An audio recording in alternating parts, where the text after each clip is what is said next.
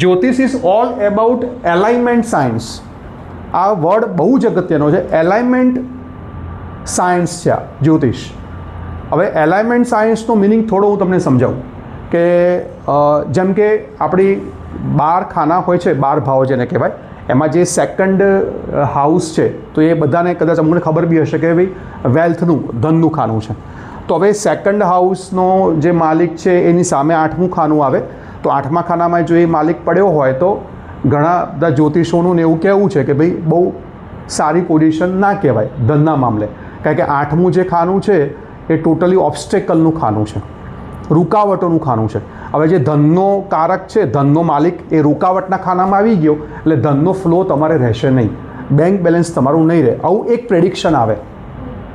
સમજ્યા? આટલું સાદી બસ. પછી આગળ સમજ્યું ડિટેલમાં. આવું એક પ્રેડિક્શન આવે કે ભાઈ સેકન્ડ હાઉસ 8માં આવી જાય એટલે પહેલું પ્રેડિક્શન મગજમાંથી કોઈને એવું નીકળશે કે સેકન્ડ હાઉસ એટલે વેલ્થનું ખાનું અને એ છે ઓબ્સ્ટેકલના ખાનામાં આપણે રિલેટ કરવાનું છે. એટલે એવું કહી શકાય પ્રેડિક્શનમાં કે ભાઈ તમારે આજીવન બેંક બેલેન્સ ભેગું થવામાં તકલીફ પડશે વેલ્થ ભેગી કરવામાં. આ એક થયું. હવે એલાઇનમેન્ટ કઈ રીતે કામ કરે જ્યોતિષ અંદર એ સમજવાનું છે. 8મું ખાનું, તો 8મા ખાનાના આપણને એટ્રીબ્યુટ્સ ખબર હોવા જોઈએ.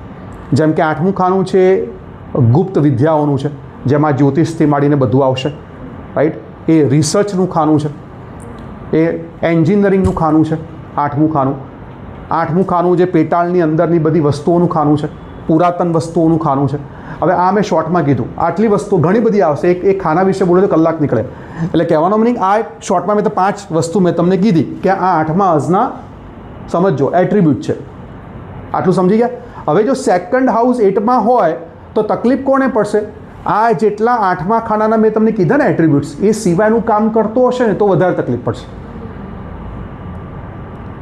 ધારો કોઈ ફેશન ડિઝાઇનિંગનું કામ કરે છે, હવે સેકન્ડ હાઉસ 8માં છે, 8 હાઉસને ફેશન સાથે કોઈ લેવા દેવા નથી, તો એ માણસને સૌથી વધારે ઇફેક્ટ કરશે બેંક બેલેન્સ ભેગું કરવામાં.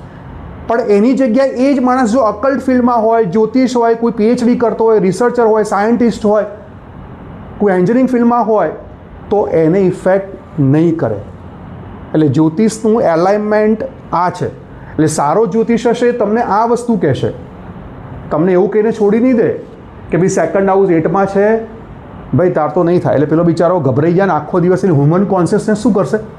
એ જ વિચારા કરશે કે પેલા ભાઈએ કીધું નહીં થાય એટલે નહીં જ થાય, નહીં જ થાય. એટલે તમે ઉપરથી ઓન ધ કન્ટ્રી એક સ્ટેટમેન્ટ તમે જ્યોતિષ જેવું બોલે તો એને હ્યુમન કોન્શિયસનેસમાં પ્રોગ્રામિંગ થઈ જાય અને ઉપરથી આપણે સારું કરવાની જગ્યાએ ઉપરથી ઓર ખરાબ થાય એનું. એટલે કેટલું તમે જવાબદારીવાળું કામ છે આ. આજે તમારે કોઈને મેં તમે શબ્દ વાપર્યો તો આગળ ગભરાયા વગર આપણે એને એવું કહેવાનું છે કે શું બેસ્ટ થઈ શકે. એટલે સારો જ્યોતિષ શું કરશે? એમાંથી બેસ્ટ આઉટપુટ કાઢશે કે ભલે નેગેટિવ છે પણ તમે આ કરો. હવે કોઈ કહે કે સર હું તો ફેશન ફિલ્ડમાં છું, હું થોડું છોડું, 25 વર્ષથી ફેશન કરું છું અને તમે મને કહો કાલ છોડ દો, થાય તો પછી જ્યોતિષ ક્યાં કામ લગાડશું? હવે એ તો કે હું જ છોડવા તૈયાર નથી, તમે બીજી કોઈ રેમેડી કહો. તો રેમેડીનો મિનિંગ એવું નહીં કે રેમેડી ઘણી બધી શાસ્ત્રીય રેમેડી પણ છે, પ્રેક્ટિકલ રેમેડી પણ છે.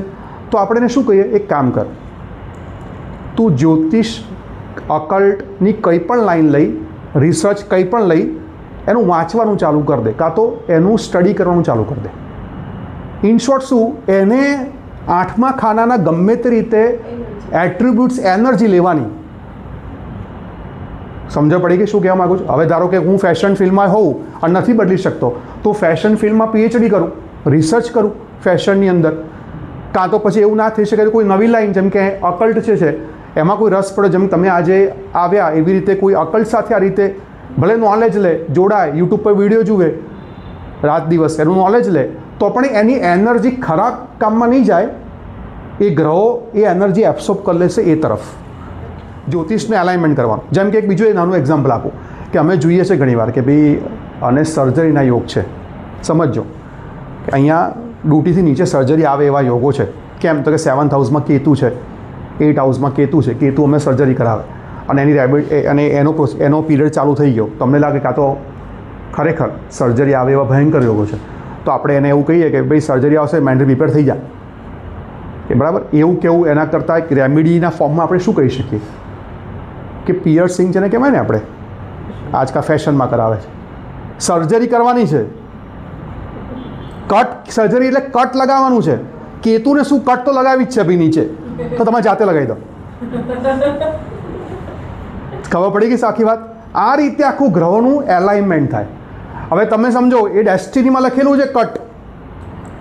જ્યોતિષનું કામ શું છે, જ્યોતિષ શાસ્ત્રનું, કે કટને તમે કઈ દિશામાં વાળો છો એ તમારી ફ્રી વિલ છે, એ તમે કરી શકશો. એટલે ત્યાં ભયંકર રીતે કામ કરશે. હવે તમને ખબર પડશે કેટલા લેવલે જ્યોતિષ કામ કરે છે. આપણે ખાલી અત્યારે એવું વાત કરતા હતા કે ભાઈ આ રેમેડી કરતી એમ ફલાણું, પણ આ બધી વસ્તુ ઓર ઇમ્પોર્ટન્ટ છે. જેમ કે 5મા ખાનામાં રાહુ હોય તો આપણે એવું કહીએ કે ભાઈ એની સ્ટડી બગડે એવા ગ્રહો છે, બરાબર. રાહુ ડેસ્ટિની બ્રેકર કહેવાય.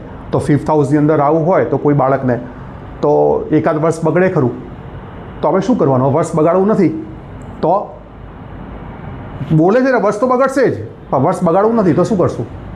મેં શું કીધું એ પ્રમાણે એ એનર્જી તમારે ડાયવર્ટ કરવાની. તો કઈ રીતે કરશું? એક સર્ટિફિકેટ કોર્સ લેવડાવી દેવાનો, 3 મહિનાનો કોર્સ કરવાનો, પૂરો નહીં કરવાનો, છોડી દેવાનો.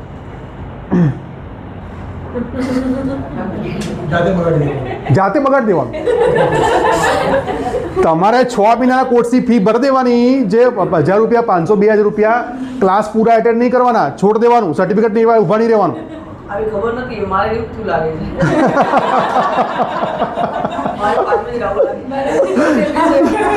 થશે જ, ગ્રહો તો બોલશે જ, હું નથી બોલતો, ગ્રહો જ બોલે છે, એટલે આવું થશે. હવે આવી રીતે તમે આજે આપણો બાળક 10thમાં હોય કે કોઈ મેઇન યરમાં હોય અને ત્યારે આપણે બતાવવા જઈએ કોઈ જ્યોતિષને અને આપણને એવું કે તારું વર્ષ બગડશે, તો આપણે કેટલા ટેન્શનમાં આવી જઈએ. જાતની દુનિયાભરની રેમેડી કરી નાખીએ કે ભાઈ ના તો ના જ થવું જોઈએ. પણ એ રેમેડીની સાથે આવી રેમેડી વધારે ઇફેક્ટિવ છે, કારણ કે તમે એ ગ્રહની એનર્જીને એલાઇન કરી દીધી. એટલે પછી એ ગ્રહ રાહુનું એક જ કામ હતું કે આ વર્ષ બગાડવું હતું, તમે એને સર્ટિફિકેટ કોર્સમાં બગાડી દીધું, રાહુ એબ્સોર્બ થઈ ગયો. એટલે પછી બીજું વર્ષ જે મેઇન યર તમારું બગાડે ને એ એલાઇન થઈ જાય. અને સાથે રેમેડી તો કરશું જ આપણે, વેદિક જે હશે, પણ આ તમને એલાઇનમેન્ટનું આખું ડેફિનેશન સમજાય. અને આ બહુ જ અગત્યની છે, આગળ તમે ભણશો એટલે કામમાં લાગશે કે કઈ રીતે હું બોલ્યો તો એ કઈ રીતે કામ કરે છે. બરાબર? ઓકે.